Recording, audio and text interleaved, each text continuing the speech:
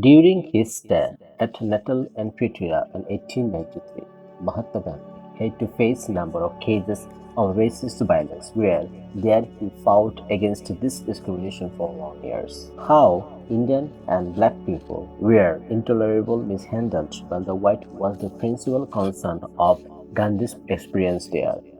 In his an autobiography, he mentioned about racial discrimination that he had to face in South Africa on 25 April 1997.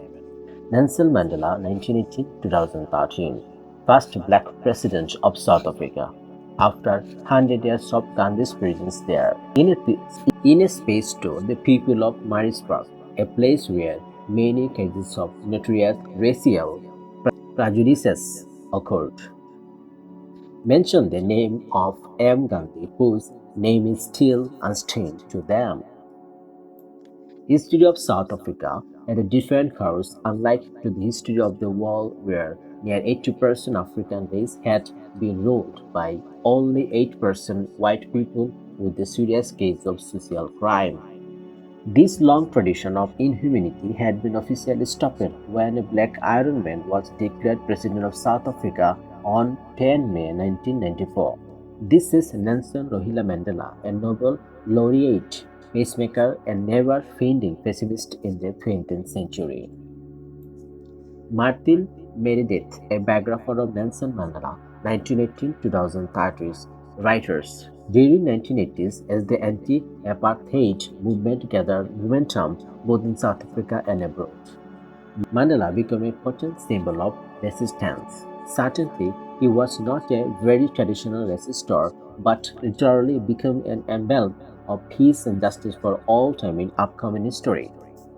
He was a humanist and a man of a great heart who sacrificed the best part of his life for an even society, a society free from racial blindness and equity.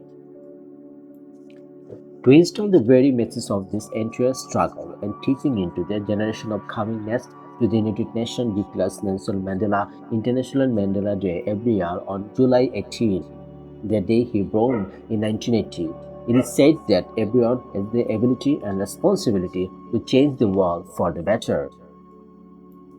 In the Eastern Cape, Mandela was born into a Mahiband clan. His father died during his schooling and was raised by Jogintaba, the regent of Tambo. He was a student of law, graduated from the University of the Witwatersrand. Mandela joined the African National Congress (ANC) in 1944, and the ANC is known as the survivor of black. His constant adherence to the distressed makes him an uncompromising leader to the party. In 1952, he started practicing for black people with the help of another ANC leader, Oliver Tambo. There had been a lot of restriction in South African laws for black people, particularly their entrance to everywhere without special permission like passbook or reference book. He started campaigning against the discriminatory laws and traveled across the country in order to trump up the support for non-racial social democracy. He initiated drafting Freedom Charter for writing a new history of South Africa. Because of his undaunting activism, Mandela became under surveillance of white governments from 1952. He was strictly banned in his travel, writing, speech, and association. In 1956, he was arrested with 100 others for the so-called treason.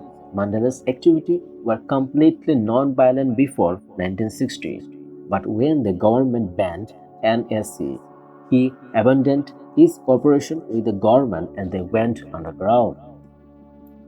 Meanwhile, he started a secret military wing of NSC in the name of Spear of the Nation. After 1962, Mandela became a guerrilla leader and embraced an absconding on after having guerrilla training for Algeria.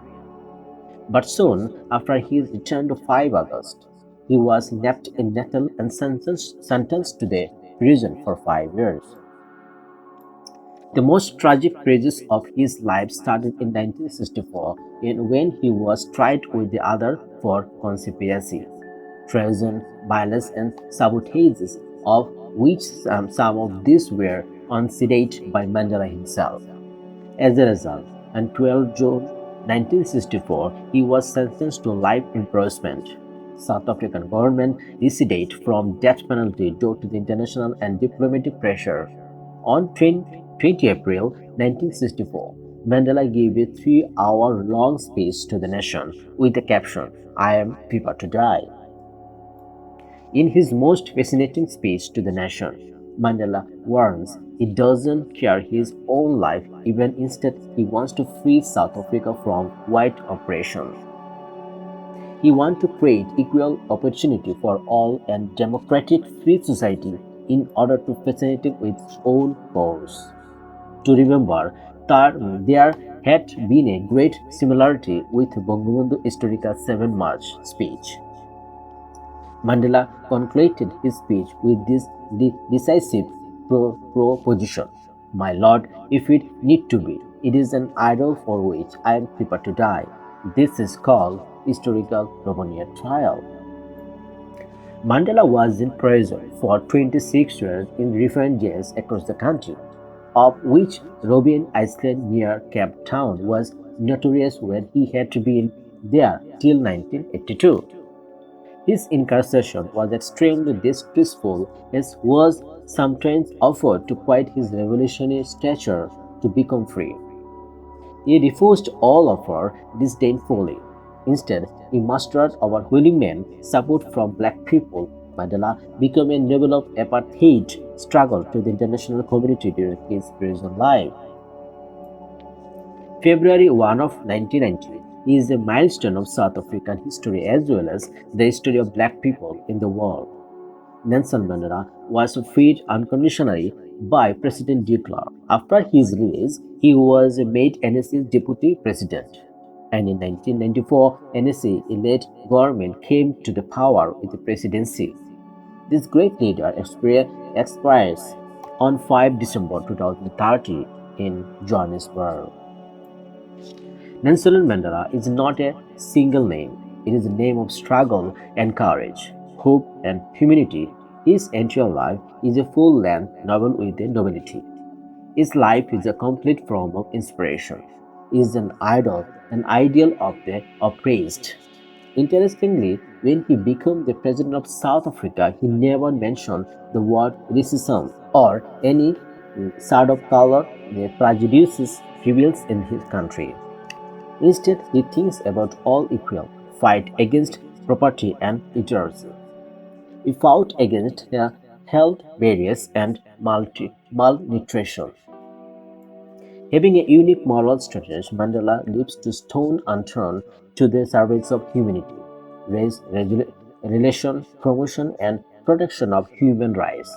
Its physical departure doesn't tarnish with the philosophy of dignity. He will be remembered for his unfading resolution. Our march to freedom is irreversible. We must not allow fate to stand in our way. We need a man like him for every time where cases of discrimination are found.